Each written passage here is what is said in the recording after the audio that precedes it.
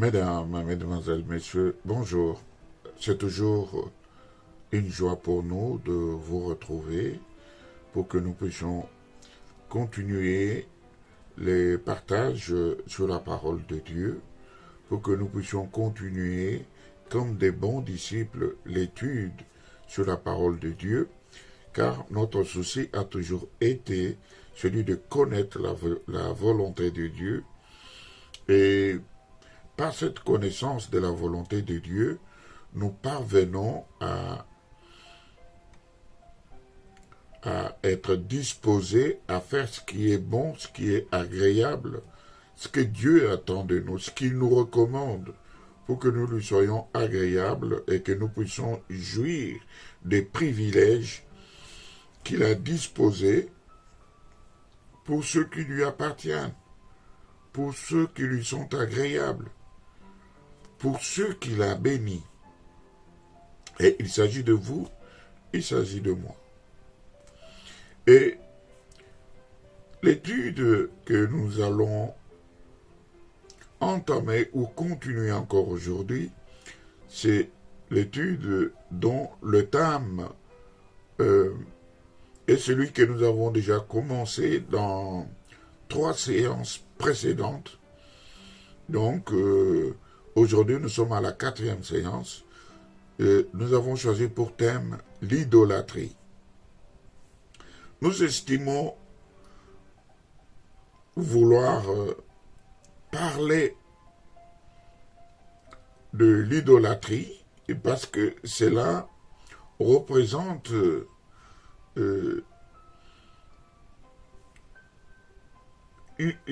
une grande force qui combat contre nous, qui combat contre notre foi, qui combat contre notre vie chrétienne.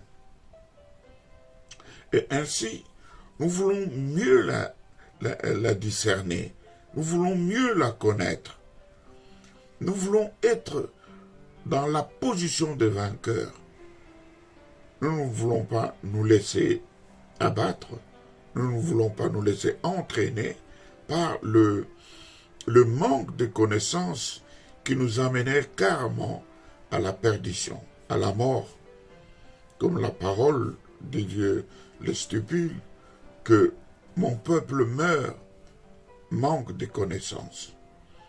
C'est pourquoi nous cherchons à connaître ce que Dieu dit dans sa parole, dans les Saintes Écritures, dans sa volonté, ce que Dieu révèle, ce que Dieu met à notre disposition, ce que Dieu veut que nous sachions, pour que nous puissions marcher de manière à lui être agréable en toutes choses. Et le sujet, comme je l'ai dit, c'est encore et toujours l'idolâtrie. Et nous n'avons pas encore fini de parler de l'idolâtrie. Nous en parlerons et nous en parlerons. Nous nous étendrons largement sur ce thème, parce qu'il est très important. Et dans l'étude biblique d'aujourd'hui, nous allons montrer depuis Genèse jusqu'au temps présent comment l'idolâtrie demeure un ennemi pour notre foi, pour notre salut. Et nous allons continuer à nous armer, à apprendre davantage les astuces, les manières par lesquelles l'idolâtrie essaye de déstabiliser notre foi.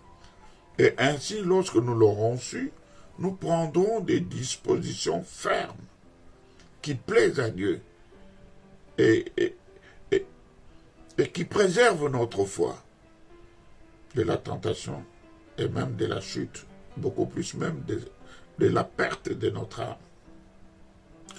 Et pour commencer l'étude biblique de ce jour, nous allons nous plonger dans une longue lecture dans les Saintes Écritures, dans l'épître de Paul aux Corinthiens, le premier épître de Paul aux Corinthiens au chapitre 8, 1 Corinthiens chapitre 8, nous lirons à partir du premier verset jusqu'au verset 9.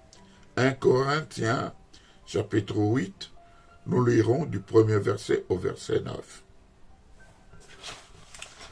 J'ai ma Bible avec moi, je vais lire dans ma Bible ensemble avec vous et en même temps, le texte défile aussi devant nos yeux. Lisons ensemble.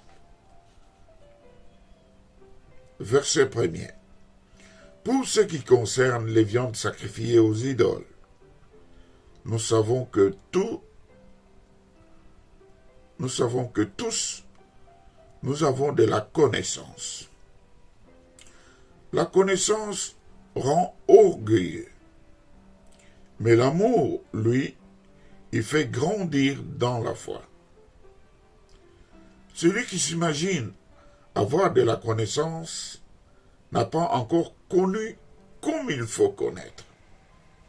Mais celui qui aime Dieu, celui-là est connu de Dieu.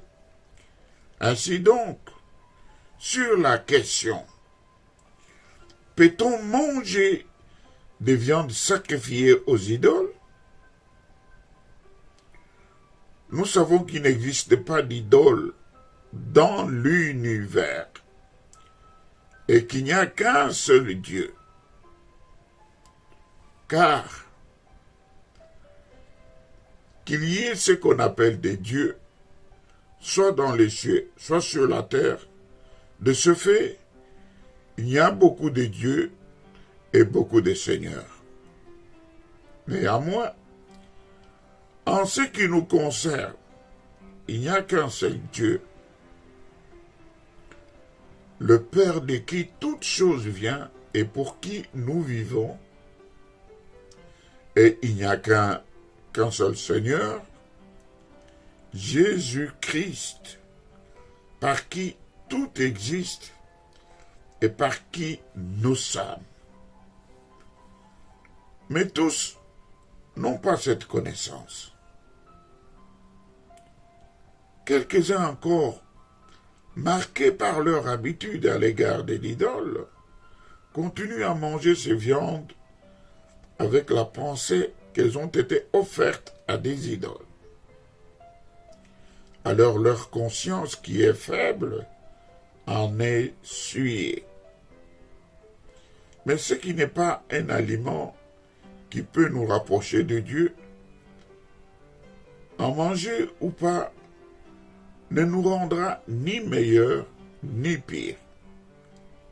Toutefois, faites bien attention à ce que votre liberté ne fasse pas tomber dans le péché ceux qui sont mal affermis dans la foi. Non.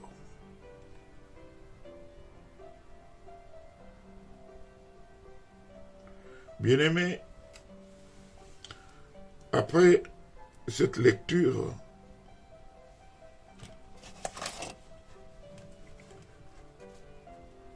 je voudrais que nous puissions maintenant entrer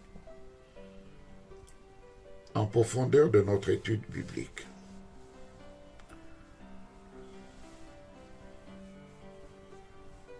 Ici, nous allons prendre un premier sous-titre qui est « Qu'est-ce qu'est l'idolâtrie ?» C'est une question que toute personne peut se poser. Intellectuel ou non instruit, croyant ou non croyant, il peut arriver à un certain moment de notre vie, peut-être le soir, après avoir vaqué à toutes ses occupations, on revient, on rentre, on est assis. Et cette question vous passe à l'esprit. Soit vous avez lu un livre, soit vous avez suivi une information à la télé, quelque chose peut vous amener à vous poser cette question. Qu'est-ce que l'idolâtrie? Soit vous avez suivi une émission chrétienne religieuse à la télé, à la radio, ou vous avez lu un journal où on parle des informations religieuses, où c'est un moment de la vie ou une période de la vie où un événement grandiose religieux s'accomplit ou est célébré dans la ville. Alors vous vous posez la question, mais qu'est-ce que c'est l'idolâtrie? Et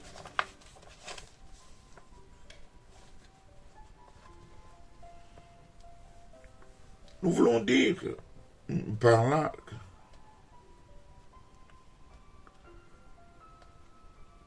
pour comprendre, pour aiguiser encore notre entendement, pour bien nous orienter, il faut qu'on revienne un peu au commencement. Et dans le livre d'Exode, au chapitre 20, verset 3, il est écrit ceci: « Tu n'auras pas d'autre Dieu devant ma face. » Ça, c'est le Seigneur qui dit. Et nous voulons dire tout simplement que l'idolâtrie,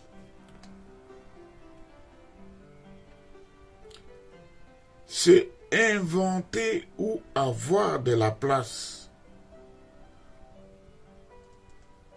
ou à côté du seul vrai Dieu qui s'est révélé dans sa parole. Il y a Dieu, et Dieu s'est révélé dans sa parole. Et toute personne maintenant qui s'invente ou qui possède ou qui crée une place à côté du Dieu véritable, c'est-à-dire à côté, qui fait d'un élément ou d'un événement quelconque dans sa vie, sa passion, sa préférence, numéro 1, comme nous l'avons vu dans les précédentes études bibliques. Nous avons parlé du métier, nous avons parlé de son corps, nous avons parlé de son travail, nous avons parlé de son argent, nous avons parlé de beaucoup de choses, de ses enfants, de sa femme, beaucoup de choses que l'on peut placer en premier plan dans son cœur pour mettre Dieu en second plan. En second plan. Cela s'appelle l'idolâtrie. Et ici, nous définissons encore l'idolâtrie parce que chaque fois, nous chercherons à donner une nouvelle définition de l'idolâtrie pour que nous puissions étendre notre compréhension et la grandeur de ce péché, de cette abomination. Donc, lorsque l'on se crée où l'on invente une place qui devient préférentielle, qui devient numéro 1, qui devient la plus importante dans sa vie, et que cela nous amène à amoindrir Dieu, à mettre Dieu en second plan, ou même à l'ignorer, automatiquement on est idolâtre. Et Dieu, il est le seul et l'unique, et il s'est révélé par sa parole. Et s'il arrive qu'on a quelque autre chose qu'on peut placer dans sa confiance,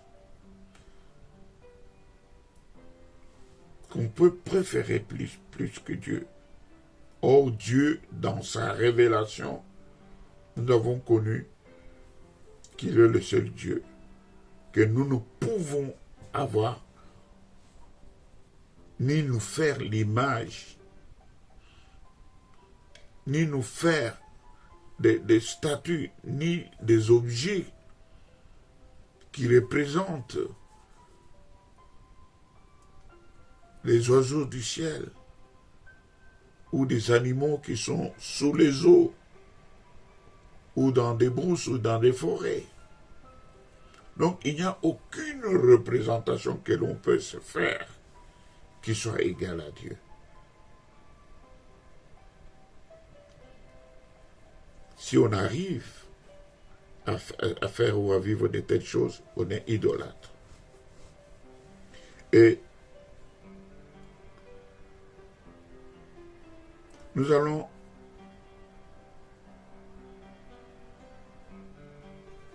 pour cela nous poser une question.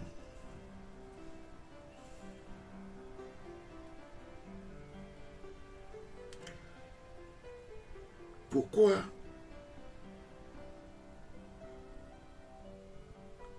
ces personnes, ces jeunes, ces chrétiens,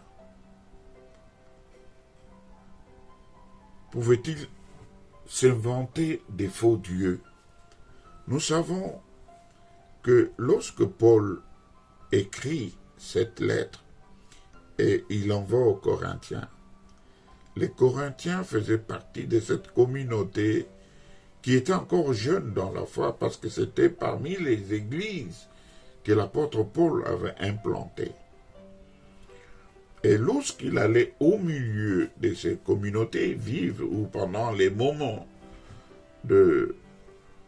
où il annonçait la bonne nouvelle, il observait les us, les coutumes, les pratiques de ce peuple, de ces Corinthiens. C'est pourquoi il pouvait leur écrire en les exhortant. Leur écrire pour que leur foi grandisse, qu'ils entrent et qu'ils marchent dans le véritable chemin de Dieu plutôt que qu'ils ne soient convertis que de la bouche, mais pendant que leur vie n'avait pas changé. Alors,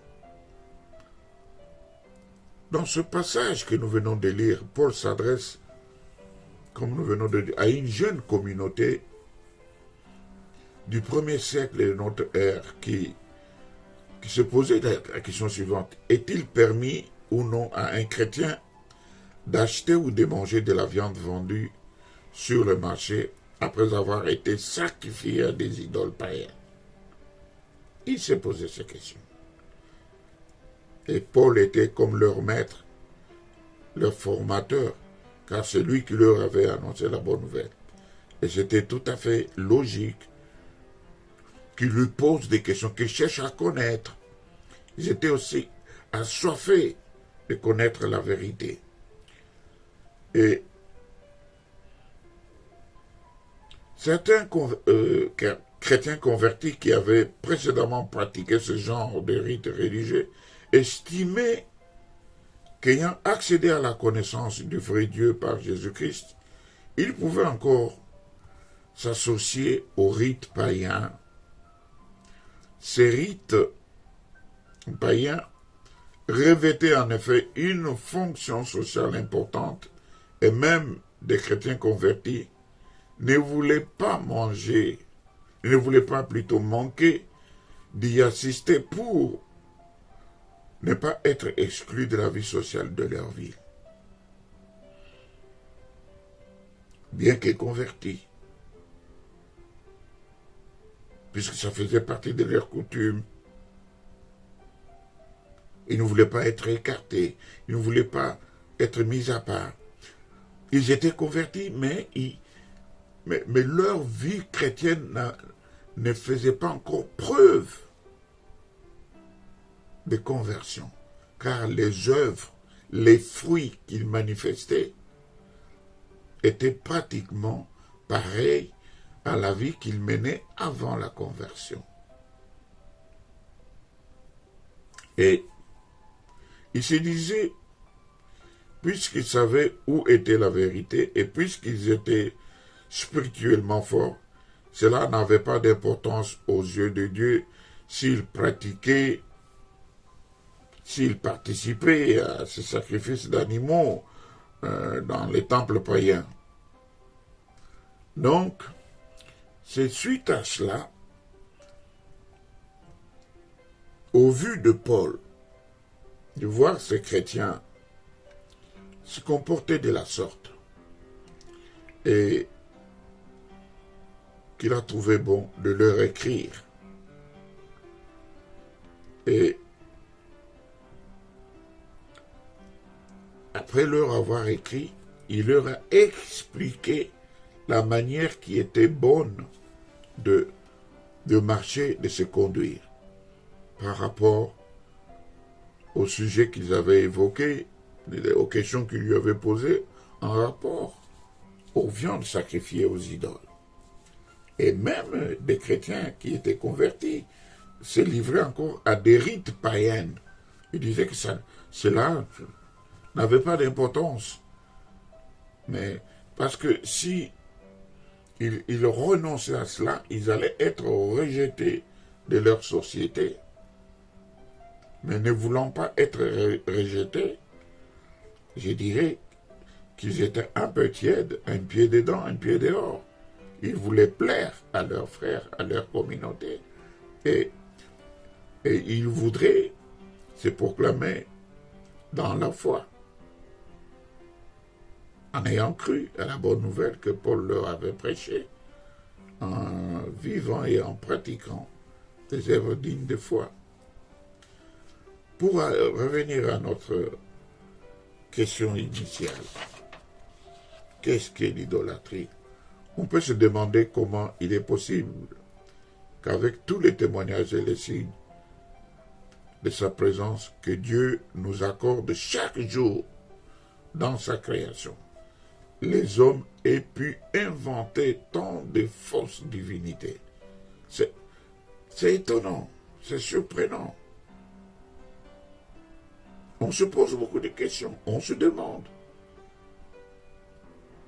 Nous voyons l'œuvre que Dieu a réalisée, que Dieu a créée. Nous voyons dans sa grandeur. Elle nous dépasse même parce que nous ne connaissons pas tous les animaux des mers, tout ce qui vit dans les mers, nous ne connaissons pas. Encore dans la nature, que ce soit les fourmis, les insectes, les bêtes, il y a encore beaucoup de choses que nous n'avons pas encore vues, que nous ne connaissons pas. Encore moins dans les cieux. Donc, cela est un sujet de se poser des questions et de voir comment les hommes, malgré toute cette œuvre grande que Dieu a réalisée, les hommes se créent encore une multitude de divinités. Et ailleurs, l'apôtre a encore employé une image en disant « Tout comme les eaux font de gros bouillons à partir d'une large source, de la même façon, une foule infinie de dieux est sortie du cerveau des hommes à mesure que chacun s'égare en pensant follement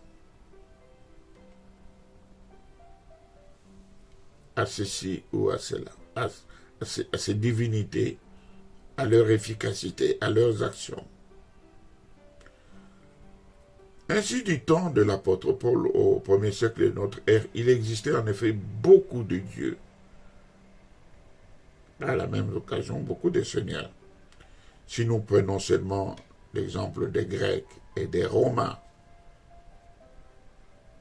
nous avons affaire à leur panthéon. Et dans ce panthéon, ça a représenté le lieu où était présenté, où était posé, c'était la demeure de ces dieux qui vivaient sur le mont Olympe, comme des hommes ou des femmes surnaturelles. Ils étaient déifiés. Le Panthéon, c'était comme la demeure des dieux. C'est là où ils allaient mettre leur Dieu. Et ces dieux, c'était qui, au fait? C'était des grandes personnalités, des rois qui les avaient dirigés, qui pendant qu'ils vivaient, ils étaient des petits dieux, avec un petit dé, mais lorsqu'ils mouraient, ils étaient déifiés. Ils devenaient alors des dieux.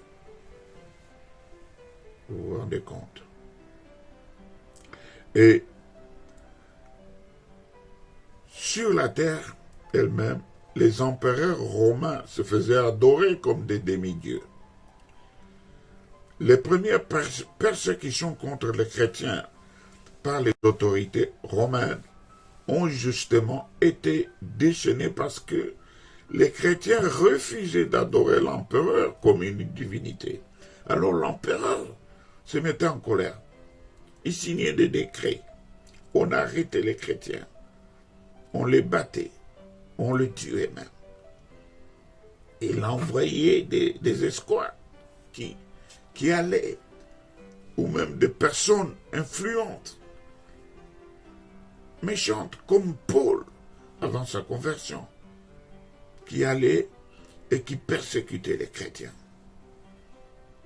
Et tout simplement parce que ces chrétiens, au fur et à mesure qu'ils grandissaient dans la foi, ils comprenaient que le seul qui méritait leur adoration, c'était Dieu. Qu'il ne fallait pas adorer les divinités, qu'il ne fallait pas adorer les empereurs. C'était des hommes, malgré qu'ils voulaient se faire passer pour des demi-dieux. Mais ils étaient des hommes. Et quand les empereurs voyaient que cette communauté des personnes qui avaient cru en la bonne nouvelle refusaient de se prosterner, alors ils les persécutaient. Et c'est ainsi que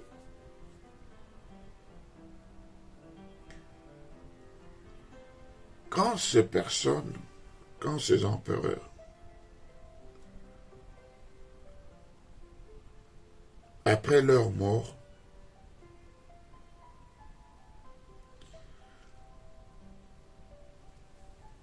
ils étaient contents.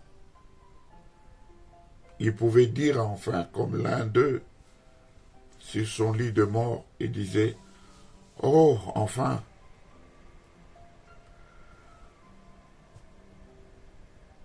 Maintenant, je suis sur mon lit de mort. Je vais vers la mort. La mort m'emporte. Et je me rends bien compte que cet empereur était là. Il est réalisé que, étant sur le lit de mort, il allait retourner à la poussière. Parce que tous, ils connaissaient cette vérité, qu'ils étaient tirés de la poussière et qu'ils allaient retourner à la poussière. Parce que leurs contemporains qui mouraient, ils étaient enterrés. Et quelques années, quelques temps après, ils devenaient des poussières. On pouvait chercher leur corps. Ils étaient redevenus poussière. Et ces empereurs aussi, sachant cela, ayant ce sentiment-là, ils se disaient, ah, enfin, c'est vrai, je vais retourner à la poussière. Mais, d'autre part, je me réjouis, je me contente parce que je deviens un Dieu. C'est avec une certaine ironie que Paul écrit aux Corinthiens de ce fait. Il y a beaucoup de dieux et beaucoup de seigneurs. Paul écrit cela. Alors,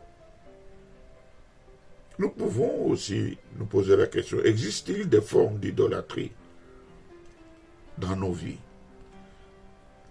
La question et la réponse que tout le commun de mortels se pose, c'est qu'après avoir souligné le fait que le seul vrai Dieu s'est révélé dans sa parole, ce qui veut dire qu'on peut seulement le trouver de manière satisfaisante dans sa parole. C'est la parole de Dieu qui révèle Dieu. C'est dans la parole de Dieu qu'on peut trouver Dieu d'une manière satisfaisante. Et Dieu s'étant révélé dans sa parole,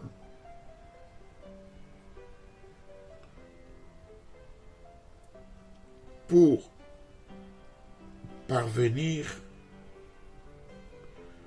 à apporter dans la confiance de celui qui est sauvé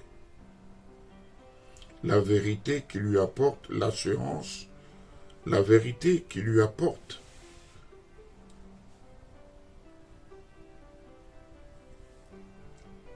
la fermeté dans sa foi, la révélation de ce qu'est le Dieu véritable, et qui le place dans la position de conviction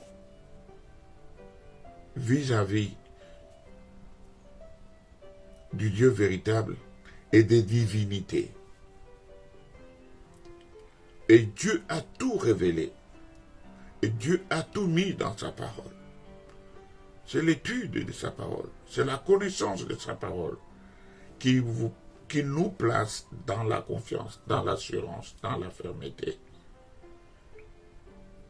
Et qui nous éclaire sur ce qu'est l'idolâtrie, que nous ne devons nullement pratiquer parce que Dieu, nous l'avons vu dans la leçon passée, qu'il y a des circonstances qui arrivent à rendre Dieu jaloux. Donc, pour ne pas rendre Dieu jaloux, il faut que nous lui soyons fidèles. Si le problème de l'idolâtrie n'était que celui des païens et des incroyants, il n'aurait pas été utile que quelqu'un comme Paul puisse parler de cela à ses fils dans la foi, à la communauté des Corinthiens où il était passé. Mais les croyants, lorsqu'ils deviennent de plus en plus lucides sous l'action du Saint-Esprit, de Dieu en eux, qui les anime, ils s'aperçoivent de la façon de certaines idoles modernes dans leur vie propre. C'est-à-dire que, bien qu'étant remplis du Saint-Esprit, et ils voient qu'il y a des idoles modernes de leur temps qui impactent leur vie, bien qu'ils sont chrétiens, mais ils sont influencés par ces idoles que nous appelons des idoles modernes, qui entrent petit à petit dans leur vie, qui prennent de la place, des racines, soi-disant que c'est la modernité. Nous savons qu'il n'existe pas d'idole, ça c'est ce que Paul dit. Nous savons qu'il n'existe pas d'idole dans l'univers, mais qu'il n'y a qu'un seul Dieu. Paul écrit ainsi. Mais pourtant, on remarquera que les chrétiens qui sont lucides sous l'action du Saint-Esprit, le Saint-Esprit de Dieu, en eux, ils s'aperçoivent de la force de certaines idoles modernes dans leur propre vie. Mais alors, pouvons-nous demander d'où vient cette puissance profane qui gouverne la vie des tant d'hommes et qui se fait même sentir dans la vie des croyants par moment. Cela nous mène à la réflexion suivante, que pour pouvoir démasquer les idoles autour de nous et à nous-mêmes, il nous faut chercher le seul vrai Dieu véritable dans sa parole. Nous allons encore continuer à nous poser des questions auxquelles nous répondrons par une parole biblique, une référence biblique. Et comme nous nous sommes dit, qu'est-ce qu'était l'idolâtrie? Mais il est aussi essentiel qu'on se demande quelle en était l'origine. Quelle est l'origine des idoles? Quelle puissance exerce-t-elle sur notre vie? Dispose-t-elle vraiment d'un pouvoir? Quelles sont les idoles de notre époque? Et qui est le Dieu véritable? À cette question, quelle est l'origine des idoles? Nous commençons par cette question. Quelle est l'origine des idoles? Pour trouver une réponse adéquate, il nous faut revenir au début de la Bible. Nous pouvons lire au chapitre Genèse, chapitre 3. Nous pouvons lire Genèse, chapitre 3. La Bible dit ceci. C'est là que nous lisons comment le serpent a prononcé le plus grand mensonge qu'on puisse imaginer en disant à Adam et à Ève. Genèse chapitre 3, verset 5. Il est dit ceci. Écoutez. Mais Dieu sait que le jour où vous en mangerez, c'est-à-dire le jour où vous mangerez le fruit de l'arbre de la connaissance du bien et du mal, vous serez comme de Dieu. Autrement, vous serez des dieux, des petits dieux, avec un 2 minuscule. Cette affirmation impliquait naturellement qu'il peut exister au-delà des dieux, à côté des dieux, d'autres petits dieux. Et il peut y avoir d'autres petits dieux. Mais même si ces petits dieux se représentent sous une forme humaine, lorsqu'Adam et Ève ont cru en ce mensonge, ils ont fait d'eux-mêmes leurs propres idoles. Ils sont devenus des idoles pour eux-mêmes. Vous comprenez? Et ils cherchaient désormais en eux-mêmes toutes les réponses aux questions qu'ils avaient. N'avaient-ils pas en effet obtenu la connaissance du bien et du mal? Parce que c'est ce que le serpent leur avait dit. Parce qu'ils ont écouté le serpent. Parce qu'ils ont fait ce que le serpent leur avait recommandé. Et le serpent, en concluant, il leur avait dit, si vous faites cela, vous aurez la connaissance du bien et du mal. Et vous serez des dieux. Et puisqu'ils avaient fait ça, ils étaient censés avoir maintenant la connaissance, que s'est-il passé? N'auraient-ils pas désormais accès par eux-mêmes à la connaissance de leur origine et de leur destinée? Pourtant, loin de gagner cette confiance, ils avaient bien plus perdu la notion de qui est le vrai Dieu. Ils ne le voyaient plus. Il n'y avait plus accès. Il n'y avait plus de dialogue entre eux et Dieu. Au lieu de gagner, au lieu d'avoir la connaissance, au lieu d'être des dieux, mais ils se sont vus privés de la gloire de Dieu. Tout cela pour avoir cru qu'eux aussi pouvaient devenir comme des dieux. Ce que Satan leur avait fait croire. Et depuis la chute du premier homme et de la première femme, c'est-à-dire d'Adam et Ève, l'homme livré livré à sa raison naturelle est constamment à la recherche d'un Dieu ayant la forme ou les traits d'un créateur, d'une créature déchue. Il cherche un Dieu qui lui ressemble dans sa misère, ou bien une fantaisie de lui-même qui l'élève au rang des divinités. La tentation du serpent demeure jusqu'aujourd'hui encore la racine de l'idolâtrie. C'est ça ce que nous devons savoir retenir.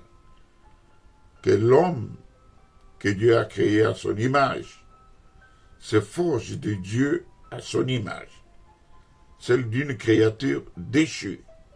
Nous ne devons donc pas être surpris si tous les dieux des Romains, des Grecs ou de l'Orient sont peints ou sculptés sous la forme d'une créature quelconque, humaine ou animale.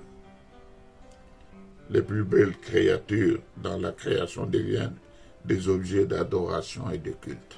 Bien-aimés.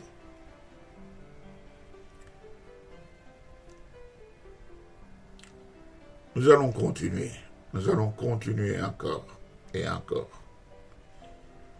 à comprendre, à étudier sur l'idolâtrie, parce que nous ne voulons pas tomber dans le piège du diable. Si nous connaissons depuis le commencement comment les premiers parents sont tombés, comment l'idolâtrie est entrée dans la vie de l'homme. C'est l'homme lui-même qui est la conséquence, c'est l'homme lui-même qui est l'auteur, c'est l'homme lui-même qui s'est inventé des créatures, en commençant par se faire lui-même Dieu, semblable à Dieu, connaissant le bien et le mal, mais qui en réalité, lorsqu'il a cherché ces choses, lorsqu'il a cru dans ces choses que le diable, le serpent lui avait dit, il s'est vu privé de la gloire de Dieu, privé de la communion avec Dieu. Il ne pouvait ni voir ni parler à Dieu. Il était déchu. Dieu l'a chassé même du jardin des délices pour l'envoyer maintenant travailler à la sueur de son front pour pouvoir manger.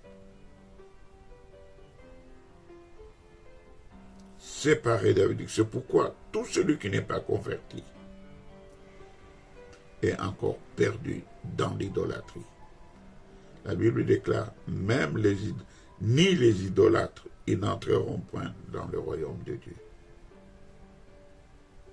Parce que Dieu est jaloux contre ces personnes, contre leur comportement, contre leur vie au quotidien. Ils ont choisi la créature au lieu du créateur. Ils se sont contentés d'eux-mêmes. Ils ont cru, ils ont voulu être l'égal de Dieu.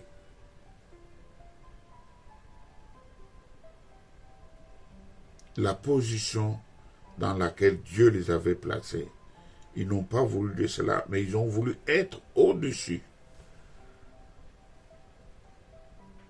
Nous allons en parler dans nos prochaines études bibliques. Que Dieu nous accorde abondamment le Saint-Esprit, que nous demeurions attachés à la sainte doctrine de la parole de Dieu, que Dieu augmente la connaissance en nous et que nous tendions à ce qui est parfait et que la parole de Dieu habite abondamment en nous, que nous ne puissions pas seulement nous borner à l'écouter, mais que nous la mettions en pratique. Au nom de Jésus-Christ de Nazareth, soyez bénis. Amen.